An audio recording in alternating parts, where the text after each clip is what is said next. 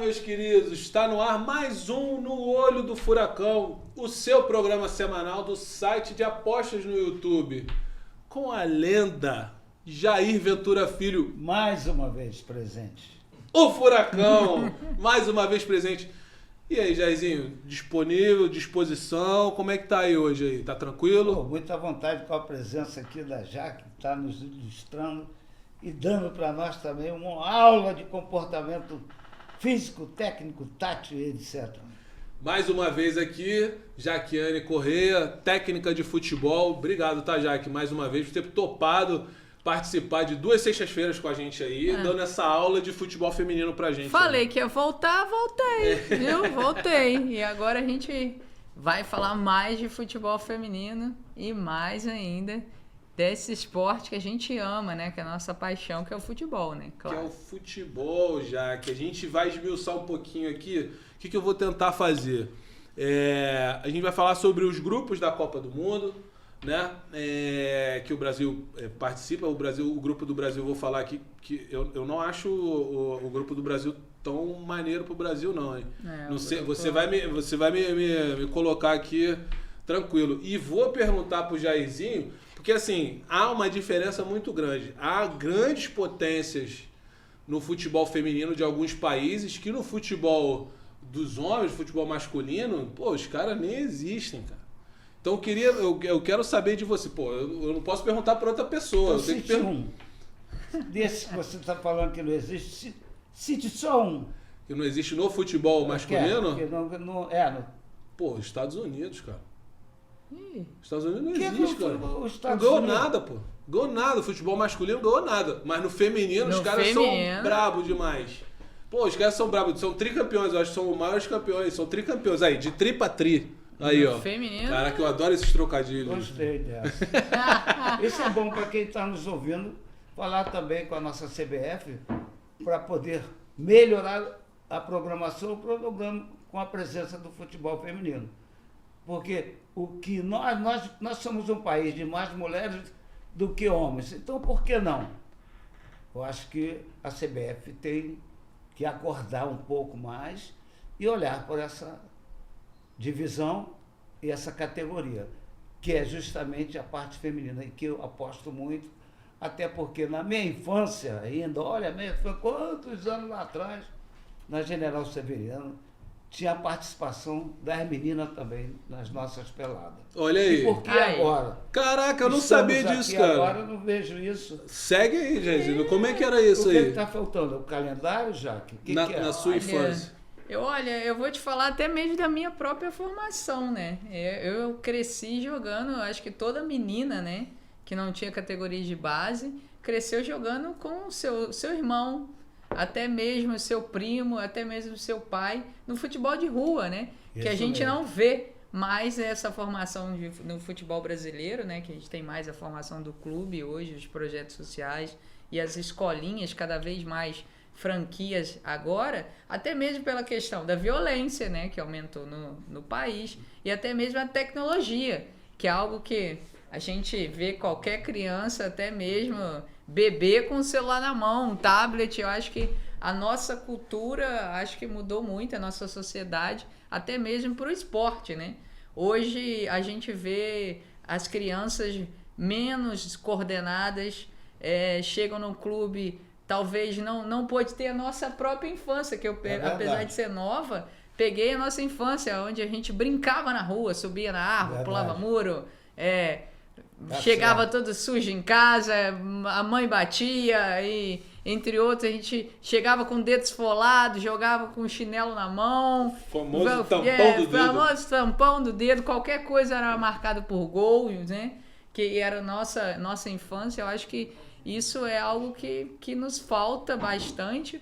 Mas falando, por que a gente não pode levar essa cultura do futebol brasileiro, nossa paixão do futebol brasileiro, para o clube? Porque a gente não pode ter um treino na formação, mesmo voltado, não só falando para jogos e brincadeiras, né, de futebol de rua, de forma holística, mas por que não deixar o jogador ter essa cultura novamente de um futebol livremente espontâneo, né? Que é onde a gente vê cada vez mais que a gente falando até mesmo de masculino, até mesmo de feminino, por que a gente não pode ter uma formação de jogadores e que a nossa cultura, que é a própria ginga, que é a própria imprevisibilidade do jogo, Isso. por que a gente não pode ter jogadores com uma formação, né, nesse sentido, cada vez mais, não levando a questão do futebol de rua, de deixar um treino livre, mas deixar principalmente o jogador entender o seu processo e até mesmo vivenciar esses jogos e brincadeiras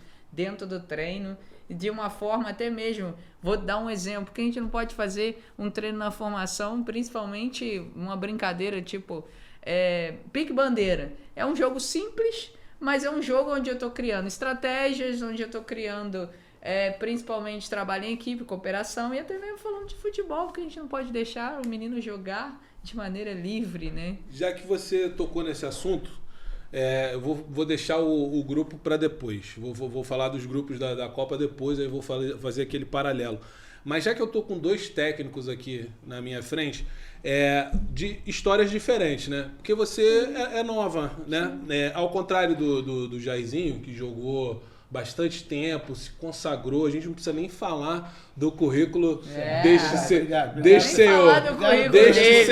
Esse senhor é o currículo sensacional. E aí depois que ele virou treinador, porque uma série de fatores, ele até falou aqui já com a gente sobre isso, e futebol, eu entendo muito e tudo mais e tal, e não poderia deixar de ser. E você foi meio que foi um pouco diferente, né? Porque Sim. Você não chegou a desenvolver o seu futebol, né? Fazer uma carreira com futebol. E aí você decidiu logo ir para a comissão técnica. Como é que foi isso? Você sofreu de alguma forma? Porque, ao contrário do Jairzinho, ele já tinha um nome no futebol, né? E aí, para ser treinador, que foi difícil, Abesso, como você falou já outra vez, que é uma profissão muito difícil. Muito difícil mesmo. Complicado. Como é que foi para você? Assim, você começou, seu último trabalho foi no Vasco, não foi isso? Foi. Mas você passou pelo América Mineiro, foi auxiliar do Flamengo. Como é que foi para você ser mais nova? Você sofreu de alguma forma o preconceito pela idade? Olha, eu acho que, na verdade, quando eu decidi... né, ir pro futebol, na verdade é uma paixão, né, desde criança, vendo jogadores, um dos meus ídolos está aqui do meu lado, né, fica todo bobo, cara. Mas um ídolo também para mim, que é uma honra estar aqui falando com ele, estar aqui dividindo essa mesa com ele, eu acho que isso aí é muito bom. Eu sou suspeito para falar. E mais ainda, a gente não imaginava que o futebol feminino fosse chegar nessa magnitude que é hoje. Então, eu sempre joguei, né, de uma maneira amadora, mas também quis ir para o futebol feminino, até mesmo para tentar fazer o que todo mundo vem fazendo hoje. Todo mundo que está no futebol feminino quer mudar e quer crescer a modalidade. De uma maneira, não de uma forma...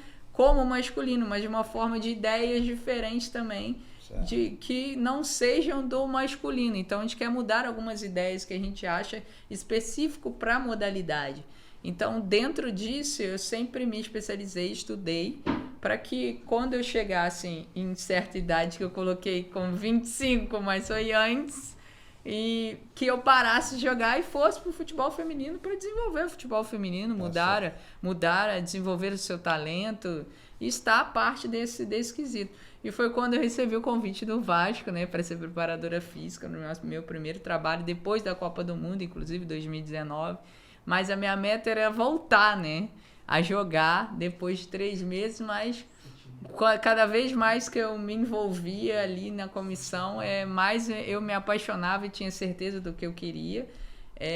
Principalmente foi quando eu realmente decidi parar e realmente seguir. Hoje, se eu não me engano, eu sou a treinadora mais jovem que tem, eu acho que no Brasil. Mas eu não me arrependo de ter começado antes, até mesmo pelo fato que até mesmo...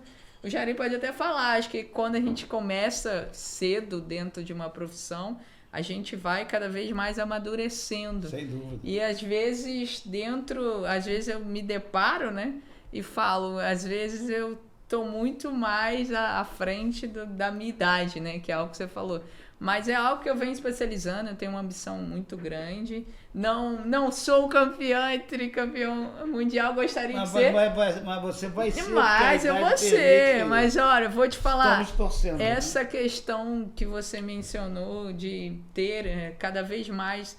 A gente vê o Fred, por exemplo, e outros jogadores, até mesmo o Felipe Luiz, o próprio Diego, que são jogadores que querem sair do campo e ser treinadores.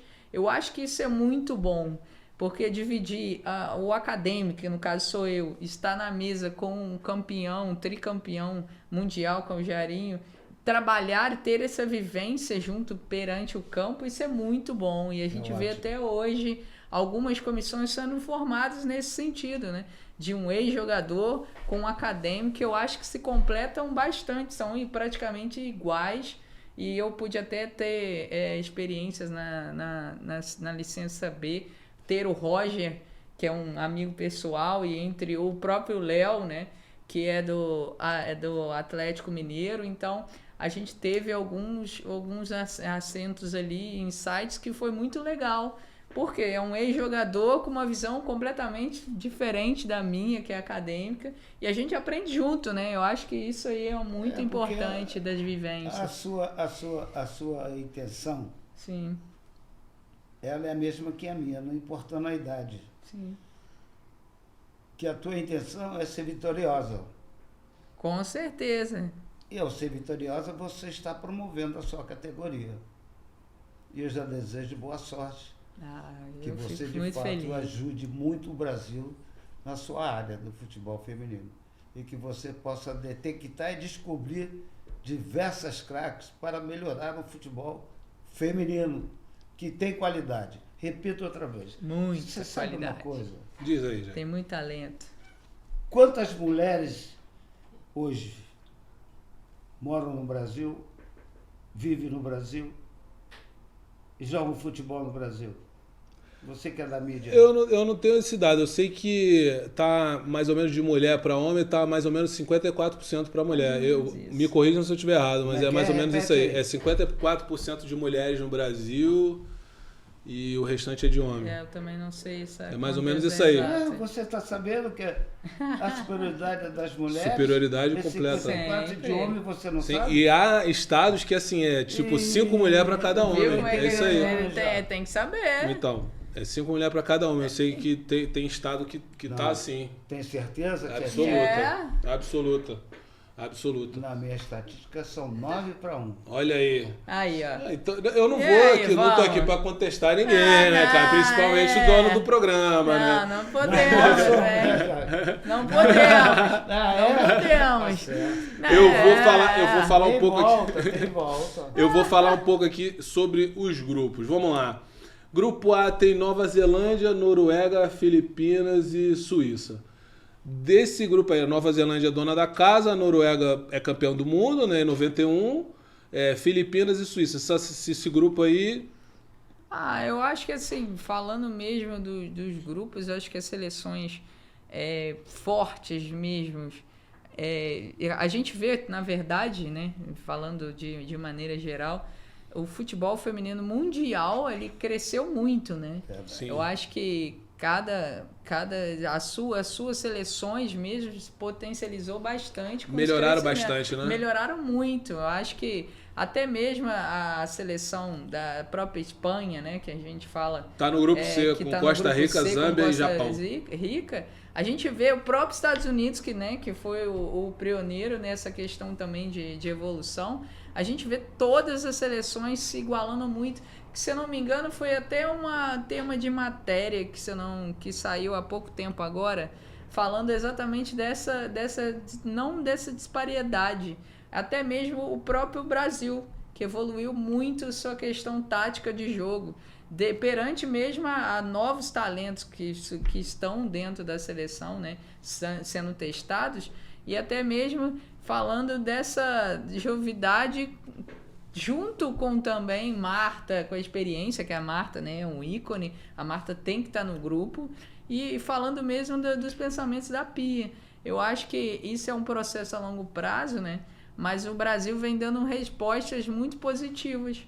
Não só, igual a gente falou no outro programa, da questão da finalíssima, mas a questão mesmo de testes com outros times também que foram muito positivos, que são seleções que já estão com seus trabalhos consolidados há muito tempo, né?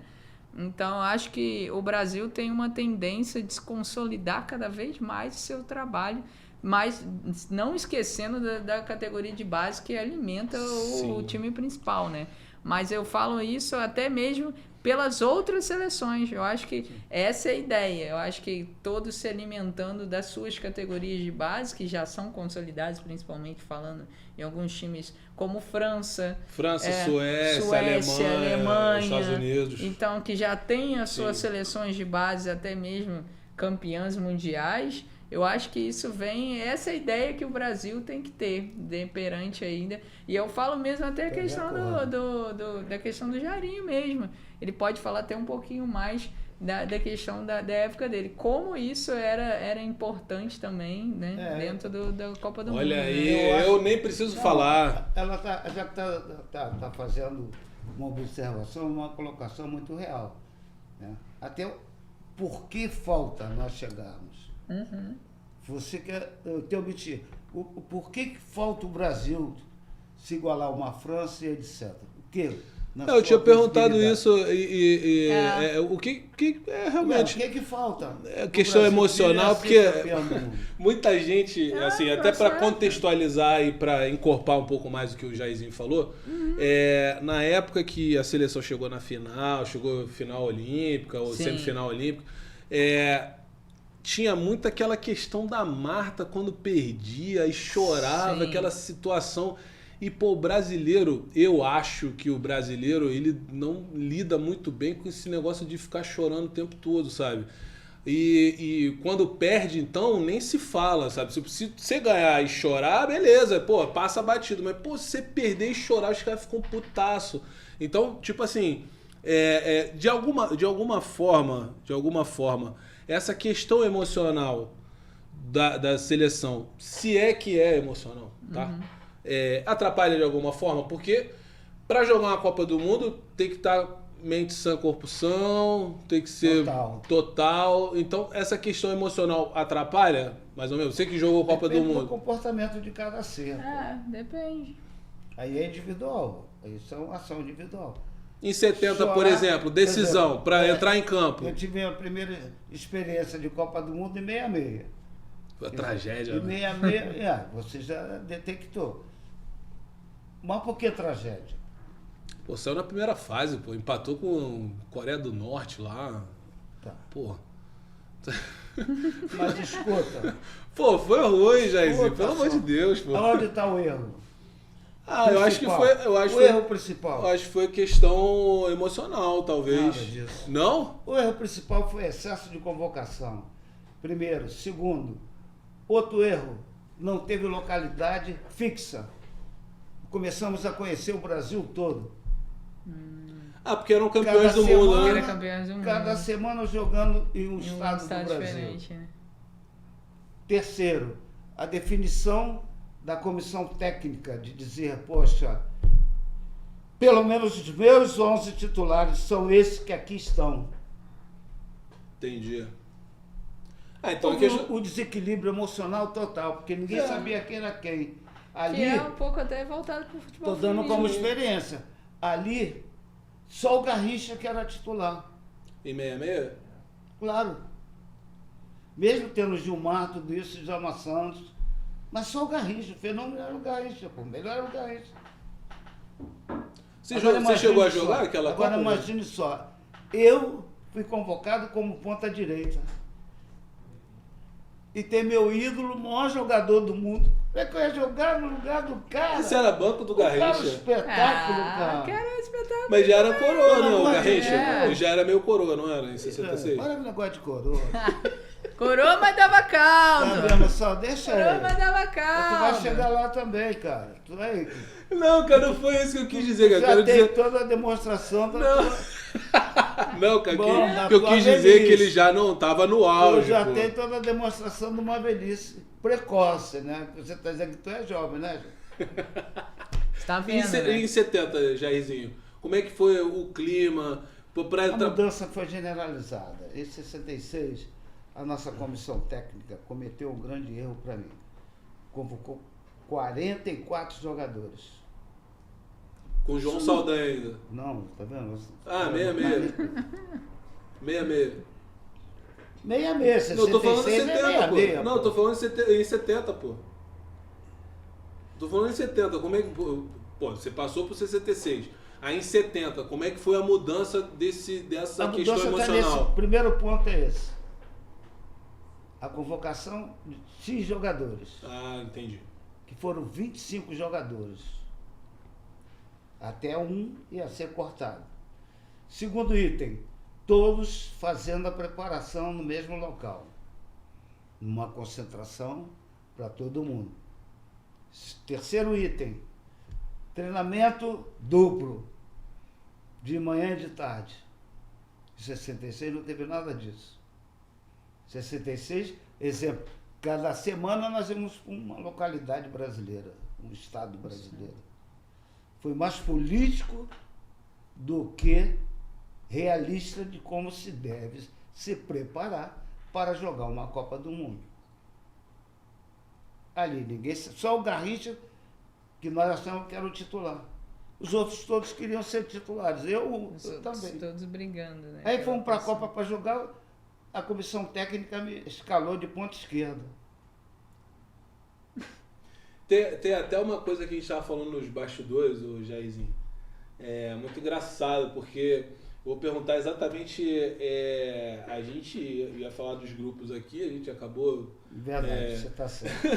Mas que alugamos, você... eu queria falar sobre o trabalho da Pia. O que você acha do trabalho da Pia? Olha, voltando um pouquinho, não acho que assim, a seleção é um problema emocional. Eu acho que no começo, pela falta de estrutura do país, dos clubes brasileiros, a terem o futebol feminino profissional, as principais jogadoras da seleção jogavam-se fora do país. Você fazia uma convocação, a Marta jogava em um time, a Debinha jogava em outro, a própria Bia Zenerato jogava na China, Rafael jogava na China, entre outras jogadoras, eram todas jogadoras fora do país. E cada vez mais a gente vê que o futebol feminino vem crescendo tanto no país que as jogadoras estão voltando. Estão voltando para os clubes porque querem voltar para a própria família e estão vendo o mercado do futebol brasileiro um mercado promissor.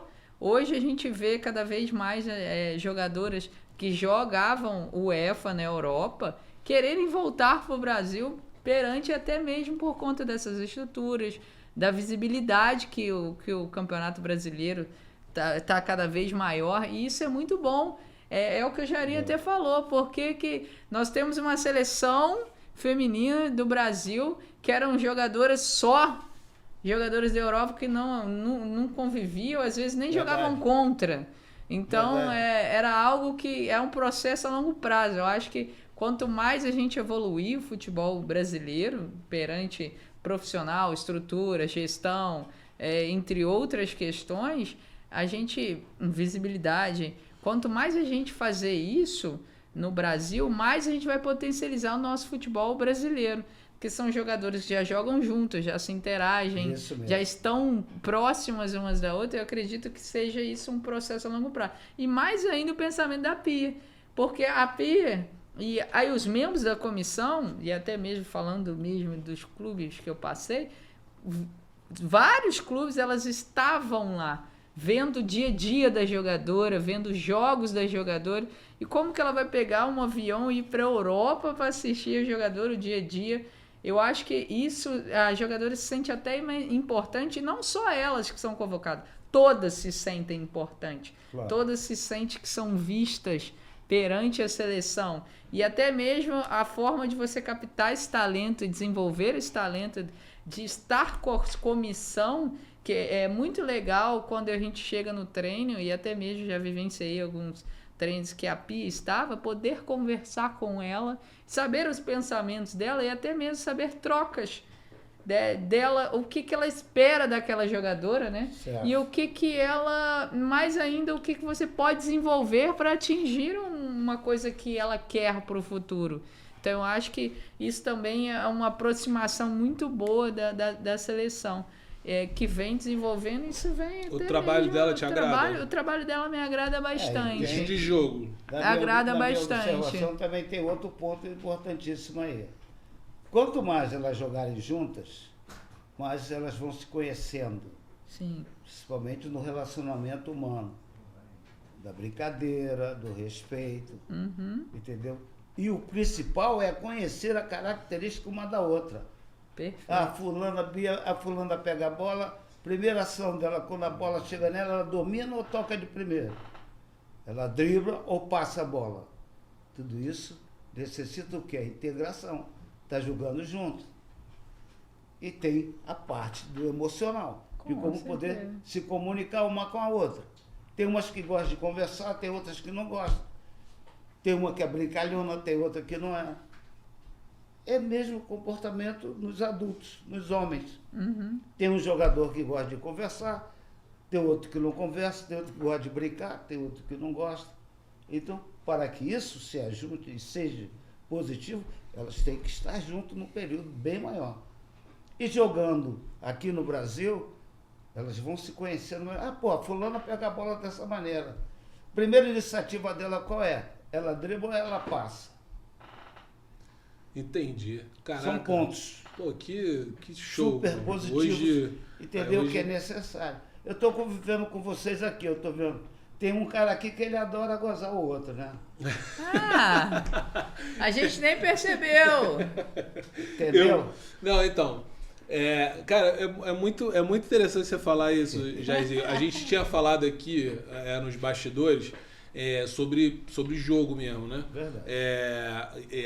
A seleção da Pia não joga com uma centroavante, né? E aí o que eu falei pra você lá embaixo? Eu falei, pô, isso é maneiro, porque em 70... Tinha algum centroavante em 70? É isso que a gente Não. queria saber. Era tudo carrossel ali. 4 né? meias. Eram 4 meias. Eram 4 meses. Pelé, Jairzinho, Tostão, Rivelino. E Que você fazia meio o quê? de peso, hein? E ainda tinha o Gerson. Ainda tinha um tal de Jair. Ainda Então, tinha já falei. Jair. Tinha o tal de Jair. Tinha um tal de Tinha um Jair, tal só de ele. Jairzinho. Jair. Só ele. Pra Cara. gente. Prossiga, Jair, por favor. Impressionante, né? Já tinha Isso ele é aí, né? olho. Isso é que eu estava dizendo a vocês dois. E a vocês que estão nos observando. É necessário estar junto para se conhecer extracampo. Com certeza. Acho que é da relação Verdade ou não? interpessoal Pô, é sem muito dúvida. interessante. Não só dos jogadores, mas também da própria comissão. Da própria né? comissão. Entender o seu grupo. Saber como Lida com o jogador, Lida com né? os comunicar jogadores. com as jogadoras. Porque uns xingam, outros são mais tranquilos. Verdade. E até a forma de você ser funcionam- líder, né? E até a forma de você ser líder daquele grupo. Aí você, no próprio masculino, tu vê alguns treinadores, tem treinadores que xingam o tempo todo. Uns funcionam assim, alguns jogadores Eu vou funcionam falar o só nome, no, né, por no, aí, no né? xingamento. Mas é verdade. Eu não funciono Aí tu assim, vai ver, não. tem outros que ficam calados. Quando eu era jogador. Tem os que chegam com rádio. Quando no eu era jogo. jogador, tinha que falar. Você foi treinador também? Não, jogador. Quando eu era jogador, o treinador tinha que falar comigo assim, Era no foi talento. jogador, Jane? Porque Foi jogador, será? centroavante, jogador máximo. Aí, Puxa aí. muito bom. Puxa aí. Jogador caro ele, aí, hein? Meu caríssimo, Deus, já. caríssimo. Bola aérea Vou tomar maravilhosa. até mais um café. Pra gente finalizar Depois dessa tem que tomar café mesmo. esse assunto, hoje a gente. Você tinha falado que as jogadoras estão saindo lá da Europa para vir jogar por conta da estrutura, né, que os clubes oferecem e tudo mais. Verdade. A diferença ainda dos salários é muito grande. É muito grande. Você, sei lá, para mim, por exemplo, se você me falar um valor aí do salário, para mim vai ser alto, tá? Mas eu tô falando da realidade das jogadoras e da realidade dos jogadores de futebol. De alguma forma, assim, ainda a disparidade é grande ainda? Olha, é como a gente já conversou um pouco, mas o futebol feminino ele é diferente em muitas questões, inclusive questão de mercado, né? Vamos falar até mesmo de futebol feminino em questão de transferência. A gente não tem transferências de futebol feminino entre clubes. A gente teve no mercado, não posso falar entre os clubes, mas foi um empréstimo, que era algo que no futebol masculino é normal. Eu tenho um jogador do Atlético Mineiro que não faz parte do elenco naquele sentido, não encaixa porque eu já tenho ele, para não deixar ele encostado, porque ele precisa desenvolver o seu jogo, que o Jairinho falou também, ele precisa estar jogando para poder se desenvolver. Então, por que não emprestar ele para outro clube brasileiro para continuar mesmo o seu desenvolvimento? Então, isso no futebol feminino, aconteceu isso no ano passado com uma jogadora e isso foi muito bom. E a questão que não tem no futebol feminino, que isso vai se crescendo cada vez mais dentro do mercado, é a compra. A gente teve até mesmo no ano passado uma possível compra de uma jogadora e para outro jogador, então para outro clube no caso. Sim. E que isso não ocorreu, mas deveria ter ocorrido. Por quê? Porque quando você mostra isso para o gestor e para o presidente, que isso está gerando um lucro também, que até mesmo a gente vê poucas jogadoras, se a gente procurar no mercado, se eu não me engano foi 2 jogadoras só do Brasil, uma delas esteve conosco no Flamengo, que foi vendida. Então, lógico, com preço que não é masculino, sim, mas que foi vendida para fora para um clube italiano. Então, por que a gente não pode ver mais isso? Que isso quando isso interno, acontece, quando isso acontece mais no futebol feminino, a gente mostra que também é um case de investimentos também. E até mesmo o presidente enxerga isso também não só como renda, né, de ter o dinheiro no bolso ou no caixa, mas também como um processo futuro de desenvolver o futebol feminino como uma forma, e até mesmo como uma forma como os clubes verem, que vocês até mencionaram em outras questões, a questão do futebol masculino.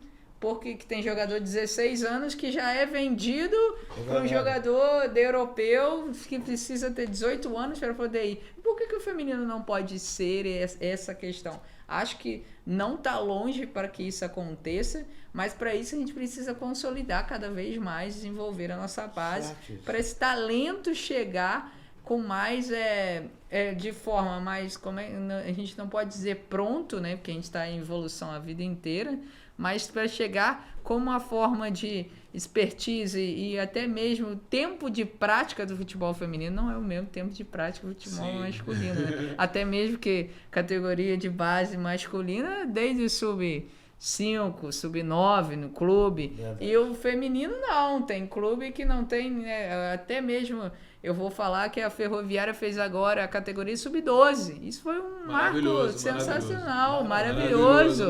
Isso é maravilhoso, sub-12. Lógico, é um processo a longo prazo, mas uma menina de 12 anos sabe que ela tem uma categoria só de meninas. E em São Paulo, a gente até mesmo já pesquisei, já fui em algumas coisas, a gente tem alguns clubes e alguns torneios que as meninas jogam até mesmo no Centro Olímpico, que é um centro de formação, saíram várias jogadoras, até mesmo do Corinthians, Santos, Ferroviária, saíram de lá, e falando que realmente jogam contra os meninos. Então, assim, por que não ter competição? Não tem campeonato feminino com meninas? Por que não poder deixar as federações decidirem e deixarem as meninas jogarem com os meninos? Tudo bem, tem a questão fisiológica, né, de certa idade, jogar até 13 anos, né, meninas com meninos, que é o futebol misto, mas por que não deixar um futebol feminino só de meninas poder disputar competição, né? essas competições com os meninos, que eu acho que é a mesma formação. O futebol é o mesmo, né? É o que o Jairinho falou. A bola é a mesma, o técnico é o mesmo, a tática é a mesma. É a questão que muda é o gênero, mas o futebol é a mesma coisa, a nossa paixão da mesma forma, né? Show de bola, Jaque. Antes de qualquer coisa, porque eu prometi aqui, Grupo A, Nova Zelândia, Noruega, Filipinas e Suíça. Grupo B, Austrália, Irlanda, Nigéria e Canadá. Grupo C, Espanha, Costa Rica, Zâmbia e Japão. Grupo D, Inglaterra. Aí tem uma repescagem entre Senegal, Haiti ou Chile. Eu não sei se já saiu isso aí. Eu acredito deve que sair. que vai sair ainda. Dinamarca, China, Estados Unidos, Vietnã no grupo E. Estados Unidos, Vietnã, Holanda, repescagem A entre Camarões, Tailândia ou Portugal. Grupo F, França, Jamaica, Brasil. Repescagem C, Paraguai, Jamaica, Taiwan, Brasil. Papua Nova Guiné ou Panamá. Grupo G, Suécia, África do Sul, Itália e Argentina. Grupo H, Alemanha, Marrocos, Colômbia e Coreia do Sul. A Copa do Mundo Feminina será disputada entre julho e agosto na Austrália e na Nova Zelândia. Só para contextualizar. Bem, eu queria muito te agradecer aqui, Jaqueline, pela aula que você deu pra gente, pela disposição que você teve de colocar as suas palavras aqui. Realmente é um tema muito legal de se abordar. E eu não trouxe a pessoa mais indicada para falar, que foi você, né, cara? Você, desde o primeiro, como eu falei no programa anterior, desde o primeiro momento, você sempre se mostrou à disposição e foi realmente uma aula. Queria te agradecer muito pela presença, tá, Jaque? Não, eu que gostaria de agradecer, e eu já te falei que eu sou da resenha, né? Eu tô aqui meio travadinha, mas sou da resenha. Ó, pode me chamar mais vezes, tá? Vou vir mais vezes, tá? Tô esperando. E eu gosto de falar muito, então se deixar, futebol. Nada, claro. Já nem sabe. Quase Futebol, amigo. E, resenha é comigo mesmo. Se deixar aqui, a gente fica até amanhã fazendo vários programas. Com certeza, então, quase muito... nada. Fala quase nada. Não falo nada. Então, assim, agradecer mesmo pelo convite. E também tá aqui especial também do meu lado, do meu ídolo. Jairzinho que só toma café, furacão. Tomou um monte de café, tá que nem eu. Mas eu tô muito feliz de estar aqui com vocês, compartilhando, falando um pouco do que a gente ama. Muito obrigado. Não tenho nem palavras para te agradecer por essa aula. Jairzinho, mais uma aula também. Foi maravilhoso. Mais uma vez, obrigado por permitir que eu faça esse programa do seu lado. Olha só, eu tô surpreso com as suas ações. Sério? Trazer uma qualidade dessa para o nosso programa. Aí eu Foi fico você que honrada. trouxe ou foi alguém daí? Não. Fala a verdade. Será que ele acertou? Foi eu mesmo. Parece que foi eu. Dizem que foi eu mesmo. Será que foi ele mesmo? Então, parabéns para você, tá? Obrigado, Jairzinho. Nota Muito 10. obrigado. Gente, toda sexta-feira, canal da SDA no YouTube. Queria agradecer vocês. Muito obrigado pela audiência. O programa está cada vez melhor. O programa está cada vez mais assistido. Queria agradecer muito a presença, os comentários de vocês. Mande sua pauta pra gente, mande perguntas pro Jairzinho. A gente vai ter o maior prazer. Ele primeiro vai ter o maior prazer de responder a pergunta e eu vou ter o maior prazer de fazê-lo responder. Vou perguntar por você. Então, muito obrigado, gente. Sexta que vem, um tema diferente no Olho do Furacão. Muito obrigado. Até lá.